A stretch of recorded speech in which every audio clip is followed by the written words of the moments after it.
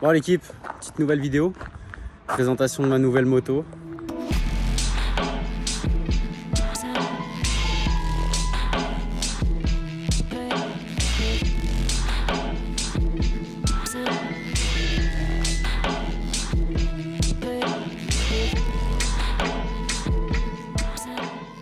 Bon de base je devais la prendre full black, je la voulais full black parce que c'est comme ça que je la trouvais la plus jolie. Et au final j'ai trouvé une moto neuve super intéressante sur le bon coin. Il faisait un déstockage, c'est une concession qui faisait un déstockage. Du coup j'ai opté pour cette moto. Et au final je la trouve très bien en gris, réservoir gris. Je m'étais dit que je ferais un covering pour recouvrir le réservoir en noir, qu'elle soit noire et orange uniquement. Et finalement j'aime bien en gris, ça rend bien, ça fait sport. 1290 c'est la V3, donc c'est les modèles qu'ils ont fait jusqu'en 2023. 2024 ça fait, ils la produisent plus, c'est la 1390 maintenant. Elle est millésime 2024, elle est immatriculée en 2024, mais c'est un modèle 2023. Donc c'est les dernières 1290 qui ont été faites. Franchement, je la trouve magnifique de cette couleur. C'est le nouveau châssis, le V3, c'est le tout dernier. Donc le guidon il est un peu plus bas, conduite un peu plus sportive. Après on a toujours le monobras derrière, avec la magnifique jante KTM. Elle est terrible. On a les petites valves coudées en alu d'origine. Ils ont viré les valves noires caoutchouc dégueulasses. La ligne d'origine, elle est pas trop mal, même si le silencieux, je pense qu'il va virer. Grosse tubulure, en même temps 1300 cm3 sur 2 cylindres. C'est immense. La face avant, j'aime bien. On va mettre les phares. On voit pas trop le jour. Les veilleuses ici LED. On a éclairage full LED. Apparemment, j'ai pas encore vu, mais tous les boutons de la console se rétroéclairent la nuit.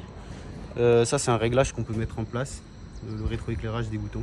Au niveau des fonctionnalités de l'écran, je connais pas encore tout. Je sais qu'on peut afficher différentes fonctionnalités, l'essence, température de l'eau. Ça, c'est la connectivité avec le téléphone. Ça, c'est l'autonomie qui reste dans le réservoir. Température extérieure, température d'huile. Le premier voyage, la moto à 250 km. Après, on peut encore monter pour personnaliser l'interface. Ensuite, on fait précédent, flèche de droite. Et là, on a tout. Donc ça, c'est la connexion. Lecteur audio, navigation. J'imagine qu'il y a une application à télécharger. Je ne l'ai pas encore téléchargée. On a voyage 1, voyage 2. Donc ça, c'est pour voir combien de kilomètres vous faites en fonction du trip que vous programmez. Consommation en litres. Ça, c'est la consommation moyenne que j'ai fait pour la ramener chez moi. J'ai pris l'autoroute. Hein. Je me suis mis à 130. Elle est en rodage. Je voulais pas, voilà. Donc 5 litres 8 au 100. Il semblait que c'était moins, mais... autonomie 200 km, voilà, durée du voyage 2h17.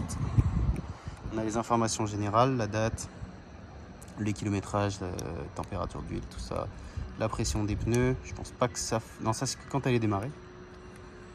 Le prochain entretien, les fonctions supplémentaires. Donc ça, je pense que j'ai pas encore accès parce que la moto est encore en rodage. Donc j'ai pas encore accès à tout ce qui est anti-patinage, anti-wheeling, mode track, le launch control. Réglage du patinage moteur, ça c'est dans le Tech Pack. J'ai pris le Tech Pack, c'est le tout dernier avec le shifter montée-descente. Voilà, mode de conduite. Je connais pas encore tous les modes, j'ai pas tout essayé. Là je suis en sport pour l'instant. Je veux pas trop la malmener pour les 1000 premiers kilomètres. Ensuite performance track, je pense que c'est avec quoi je vais rouler. Hein. Anti-wheeling, tout ça, ça va dégager. Les options. On a les boutons personnalisables, donc ça c'est pas mal, c'est le C1 et C2. En fait c'est un raccourci que vous avez au niveau de la poignée d'accélérateur. Donc quand tu es sur le menu en fait, il te suffit juste de...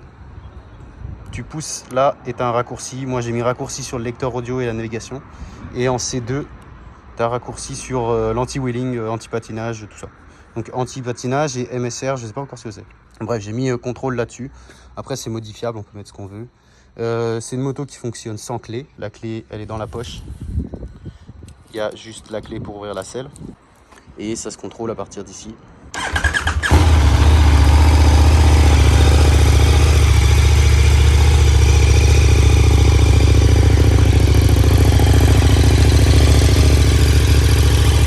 Elle a une bonne sonorité d'origine, mais je pense que je vais quand même mettre un petit Austin Racing.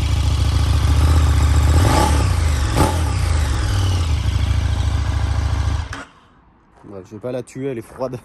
C'est pas parce qu'elle est garantie qu'il faut la cramer. En tout cas, feu arrière, j'adore.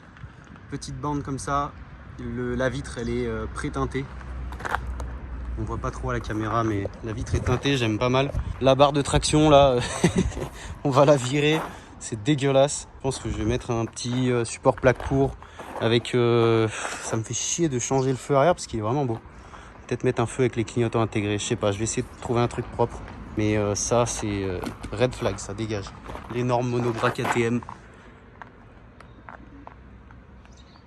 Ça c'est vraiment un plus chez KTM. On a le niveau d'huile directement sur le bloc moteur. On a la prise USB d'origine. J'imagine que c'est d'origine, je sais pas si c'est dans le tech pack. Mais on a la prise USB qui est là. Embrayage hydraulique. Tout est LED, donc clignotant, feu, phare, tout. Les gros étriers Brembo. Il y a ça aussi d'origine. Contrôler la compression de la fourche. Voir comment elle s'écrase pour pouvoir la régler. Tout ça, c'est pas mal. L'élastique. Bon, au début, je pensais virer cette grosse gamelle qu'il y a dessous. Au final, je pense que je vais la laisser parce que elle fait déjà pas mal de bruit en vrai d'origine. Bon, ça reste un peu Dyson, hein. Je vais mettre quand même un petit cornet, mais un petit pot court. Mais si j'enlève la gamelle, ça va être horrible et en plus sur piste, ça passera plus. Donc à terme, elle finira peut-être sur piste. Je vais lui mettre les crash bars, support plaque court, le petit saut de vent sport ici. Peut-être des petites sacoches pour faire un petit road trip. Ça serait un kiff aussi. Bon les gars, j'espère que la vidéo vous a plu. Pensez à vous abonner à la chaîne, mettre un petit like. Je sais pas si vous êtes au courant, mais quand elles sont en rodage, les 1000 premiers kilomètres, elles sont bridées. J'ai l'impression qu'elles sont bridées, elles passent pas les 6000 tours. Il y en a qui savent si c'est le cas ou non. J'ai appelé KTM, ils en savaient rien. Le gars m'a dit non, elles sont pas bridées. Il y a des fonctionnalités dedans dont j'ai pas accès parce que j'ai pas accès avant le rodage des 1000. Ils me le disent sur l'écran.